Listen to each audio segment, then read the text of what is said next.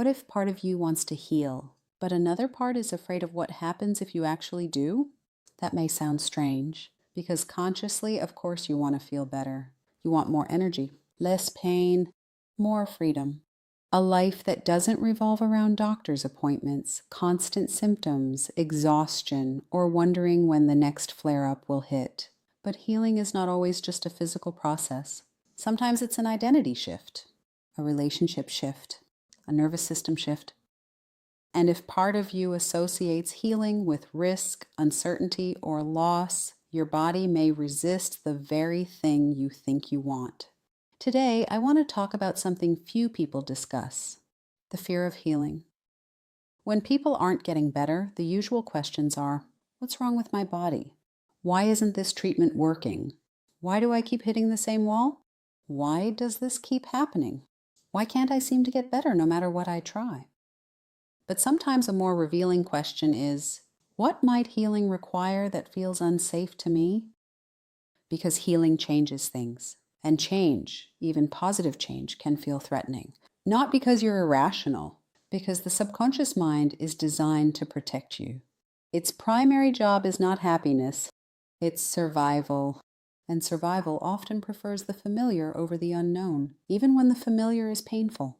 This can look like you finally find a treatment and suddenly lose motivation. You start making progress, then sabotage the routine. You begin feeling stronger, and unexpected anxiety appears. You say you want change, but keep recreating the same emotional environment. This doesn't mean you're weak, and it doesn't mean your illness is imagined. It means there may be a deeper conflict happening beneath conscious awareness. One part says, I want to heal. Another part says, but if I heal, will people expect more from me? Will I lose the care, attention, or understanding I've been receiving? Will I need to set boundaries that make other people uncomfortable? Will I have to face emotions I've kept buried?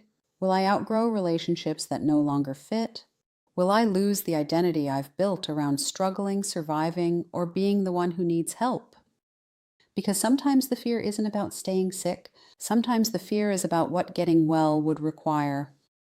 That last question is powerful. Because chronic illness, stress, burnout, or emotional pain can slowly become part of your identity, not because you choose it, but because human beings naturally create meaning around repeated experiences. And eventually, the subconscious may begin protecting that identity. Even when consciously you desperately want out, you desperately want to get well, you desperately want your life back. One of the biggest mindset shifts in healing is this. Your body is not working against you. Your body is responding, adapting, protecting, trying to interpret the environment it believes you're in. And if part of you unconsciously associates healing with risk, resistance can begin to make a lot more sense. Because the issue may not be a lack of desire to get well. The issue may be that some part of you doesn't yet feel safe with what healing would change. Sometimes people don't fear illness.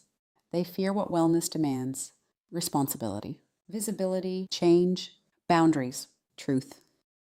Healing can require becoming someone different, and that's where resistance often shows up. Because staying the same, even painfully, can feel more predictable than changing.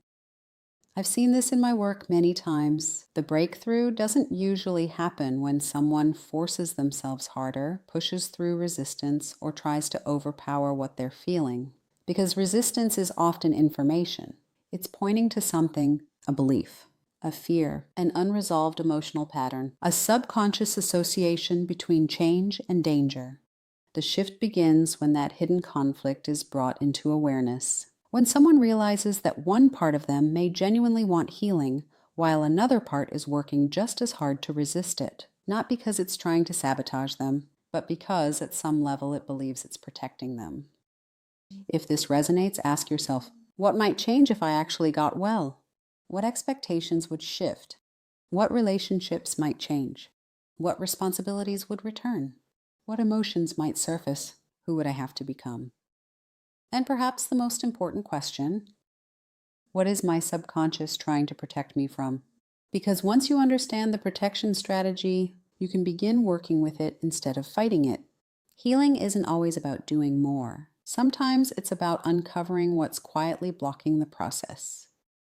If this gave you something to think about, let me know in the comments. Do you think fear can unconsciously interfere with healing? And if you want a deeper framework for understanding how stress, beliefs, environment, and subconscious patterns affect health, that's exactly why I wrote Why You're Sick and How to Get Well, including Chapter 3, The Roadblock to Transformation, Confronting the Fear of Change. If this kind of conversation resonates with you, subscribe, because this channel is about looking beneath the diagnosis and asking the questions most people never think to ask. You'll find links to my award-winning book in the description below. Here's to your health, your healing, and the life you deserve.